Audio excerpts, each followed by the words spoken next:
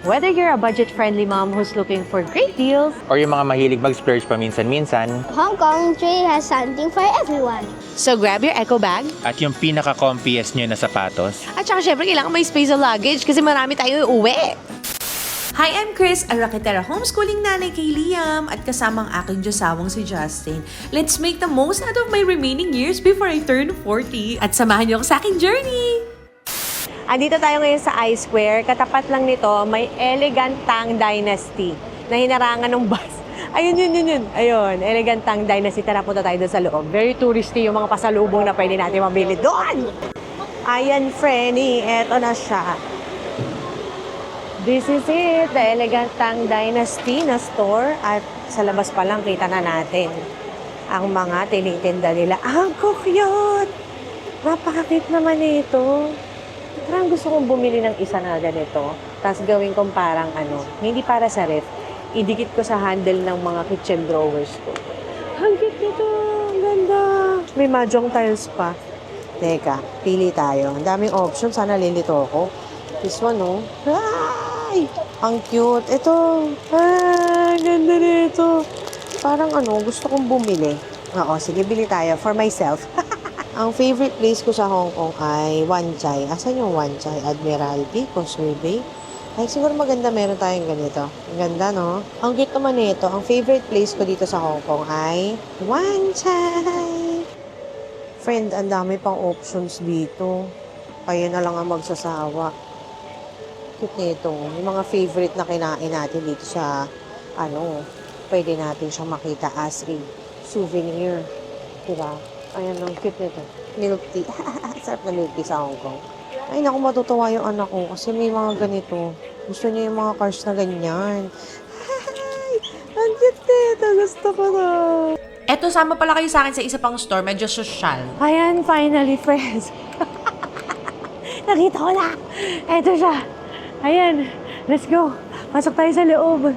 Ang ganda ng facade niya. Tara, pasok tayo sa loob. Parang yung shopping experience mo dito, mas magiging okay kumpara doon sa isa. Pero mas marami options dun sa Elegant Tang. Pero ang gaganda rin naman ng mga nandito. Uy, may sumusunod. Ay, may nakuha na siya. Ang cute! Cute naman na itong Coca-Cola. Ang dami mga maliliit na mga bagay na hindi mo naman kailangan pero masarap bilhin, di ba? Haha! Ito, egg waffle. Ay, may lalagyan pa siyang ganyan. Ano ba yan? Ang cute Hong Kong souvenir. Tadaan!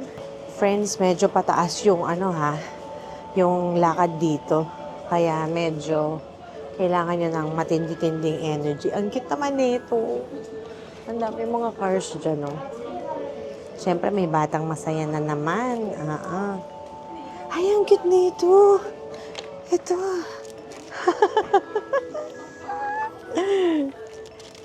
Daddy, tingnan mo yung taxi. Ito naman yung ice cream truck. Pero mas cute yung taxi para kay Liam. Pang skincare niya. Babe! Babe!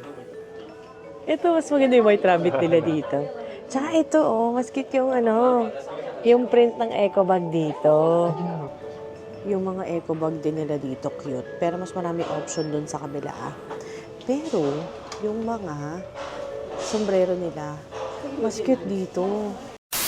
Tara, samahan niyo ako, may dadayuhin tayo dito sa Peninsula Square. Lalagay ko yung full address nila dito sa screen kasi meron ako nakita ang jewelry store dito. Hi! Andito na tayo ngayon sa 1710. So, yun yung pupuntahan natin. That's where they make diamonds. Yun, doon tayo pupunta sa showroom nila.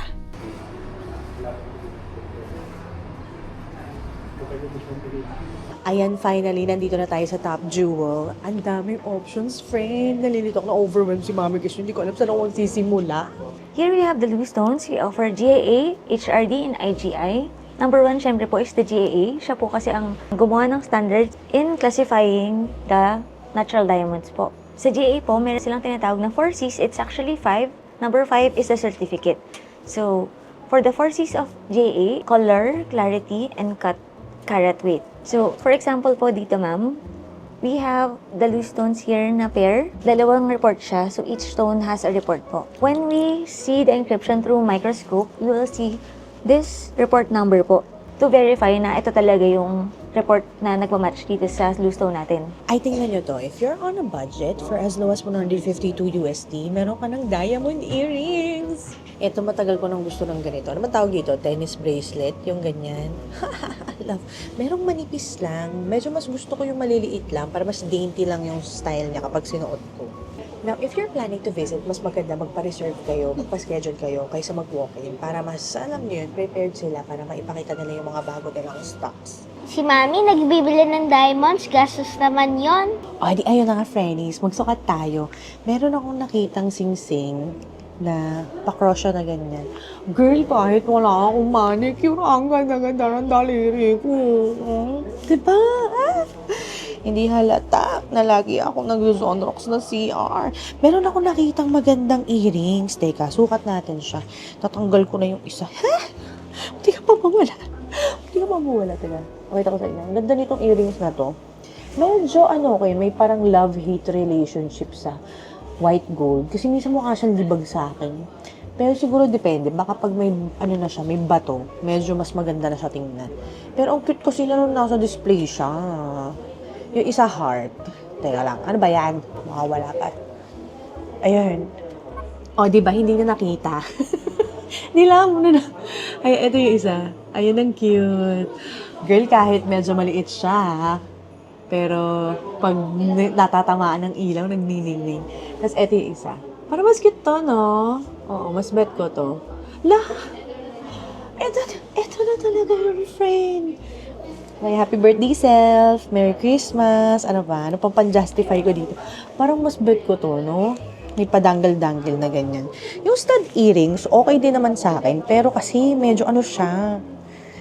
Medyo parang lang siya. Dot. Medyo ganun lang. Okay, teka. Ito yung sinasabi ko sa inyo, yung white gold, may love and hate relationship ako dyan. Cute nito, di ba? Your first diamond. As in, dot lang siyang ganun. Kikita niyo ba? Cute. Ang cute! Oo. Iba talaga siya, Bio. Nice. Pero tingnan yung itsura sa akin ng gold. Friend, yung gold. Love. Ganda. Ganda nito. Ay, bogs. Oh, diba? Iba talaga yung gold. Layo ako ng konti. Makikita niyo pa rin siya.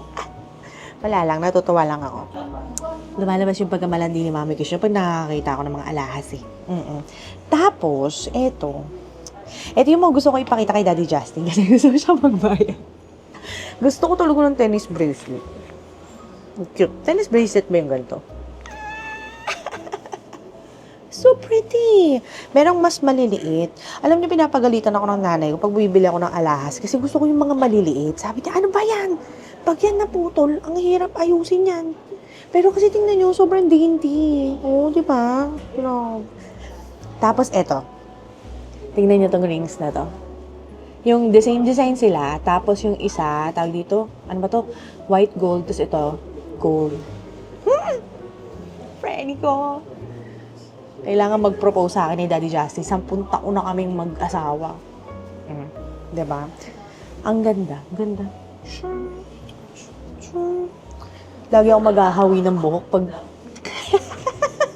Pero parang hindi bagay sa suot ko, no? Parang nakapang-hiking outdoor outfit ako tapos tad ako ng alas.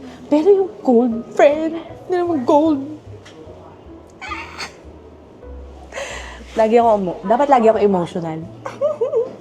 Ang ganda! Love. Tapos may isa pa. Eto. Siyempre, hindi pa natin afford yung sobrang malaking. Yung pinakita ko sa inyo kanina, yung ganun kalaking bato na buo. So, ganito lang muna. Illusion lang. Illusion! Ang ganda!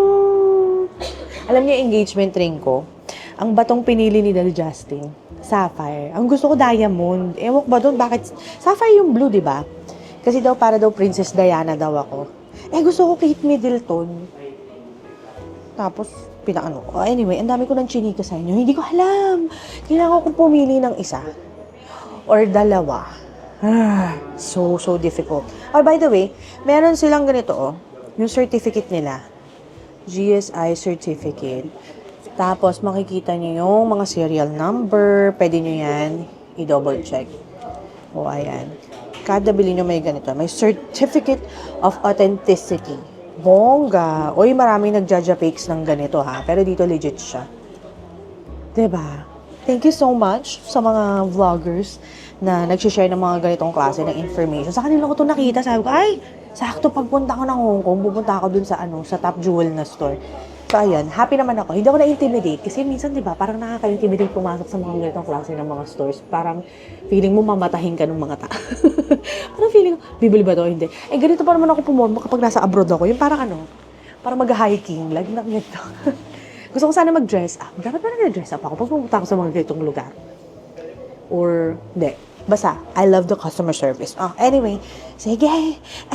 Nalito ako, tatawa ko kay Daddy Justin niya. Update ko kayo kung ano yung mapipili ko. Sa Diary Am? Only toys. Tara, let's go inside. Excited siya, oh. Medyo tagulang siya ng konti, Pero Hong Hing Toys. Mami, kabilang. Oh, kabila. The other one. This one. Yan ang favorite niya. Ang dami mga pwedeng souvenir dito. Like mga toys, si Liam. Ano nga yan para makapili ka? Ano ba hinahanap natin, Nak? Hindi mo na makakausap yan. Kasi may hinahanap na siya na gusto niyang target. Ayan, from floor to ceiling, puro laruan. Grabe, daming toys, oh. Yung mga mahilig sa laruan. Ito si Liam, tumigay. May mga Hong Kong exclusive ba dito, Nak? Exclusive. Dami. Ang pinakagusto ko dito, ginulo-gulo na niya. Ito yung pinakagusto ko. Yung stoplight, 29 na sa kanila. Sa kanila pinakamura to. O, tutor tayo ni Liam. Ay, may mga Lego din, oh. Ano pang makikita dito? May mga vintage toys pala dito. At saka meron ka. Grabe yung ulo ni Ultraman. $99. Ito meron. At saka may isa pa din. Mga Nerf gun. Ayun, oh. May mga naka-display pa dun sa loob, oh. Pwede mo ibili yung stock Lego. Sino nga yan? Astro Boy? Astro Boy ba pangalan yan? I don't know. Oo, hindi niya hilig yan eh. Ito pa, dami oh. Ay, eto. Yan, bakit ito mas mahal? Kasi pang collectors lang yan eh. So, Mga collector's item pala yun. Ito pa oh. Grabe to. Multis 5. yung mga 699. pang beginners item. Grabe naman yan. Mga ano na to, yung nabuksan ng mga gachapon. Ano yan, no? Wala ko masyado naiintindihan sa ganito, pero kung mahilig kayo sa toys, ayan, dito sa Wanchay. Nakatago sa palengke to, itong lugar na to. Yes, love. Ito pa, ang dami, oh. Wow. Sa baba din may tumita. Pang beginners item. Grabe yung isang yun, oh. Nag-yellow na yung plastic, $399. Okay.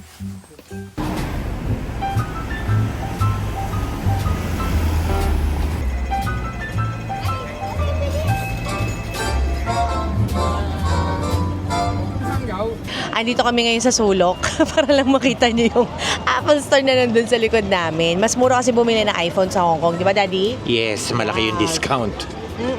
Kasi natutunan namin na wala pala silang VAT. Wala silang value-added tax, Daddy. Sarap. Diba? Sana sana sa Pilipinas din. Sa atin napakamahal.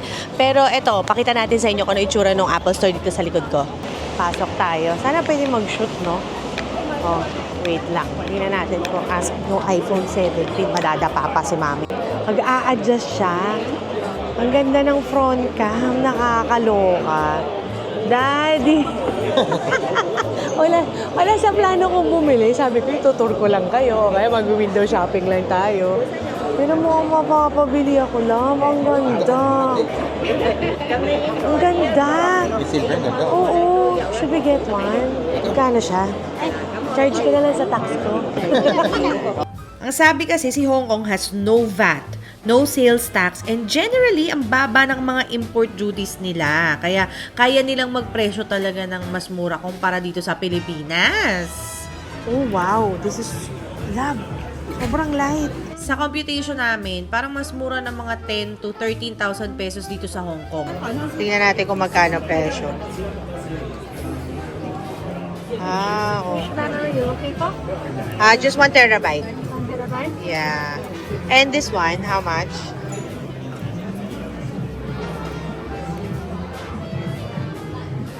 One terabyte. Okay. Alright. This one no stock. This one has stock. All colors? Okay. Alright. Love, ang ganda. Ano pinagkaiba ng Pro tsaka Pro Max? Size lang? Size. Pero mas gusto ko din, maliit lang. Gusto ko din yung maliit lang. Diba? How? Eto, dadaanan lang natin. Kasi may nakita akong DJI store. Tara, pasok tayo. Ayan, ang ginagamit ko palang vlogging camera ay DJI. Ay, meron na action. Ano yan? Kakabili ko lang ng Action 5. Oh, tuloy-tuloy yung isa dun, oh. Hi! 5. Ito yung Action 6, babe. Ito. Nice. How different is it? No? Bakit parang maganda rin ako dito? What's the difference between the 5 and the Pro? Because this one is flexible. Flexible aperture. Okay.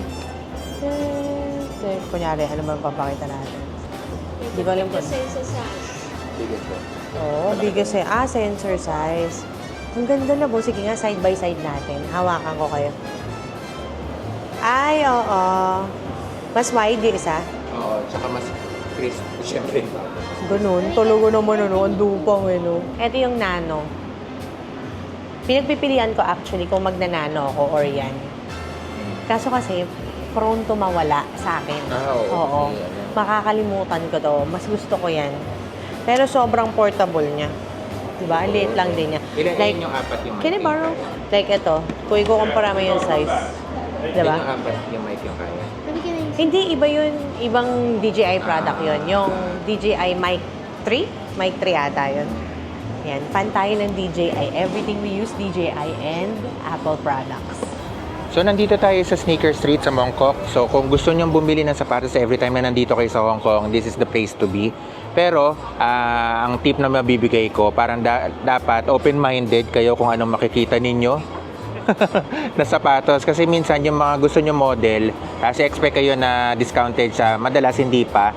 Pero minsan, pag maglilibot ka talaga na maglilibot, minsan may mga stores na discounted na, may mga stores na hindi pa discounted. Minsan may mga model kayo na hindi nyo gusto, pero yun yung discounted. Yun, dapat bukas yung options ninyo na pwede kayong bumili. So in short, yung mga ayaw mong bilhin, baka yun ang mabili mo?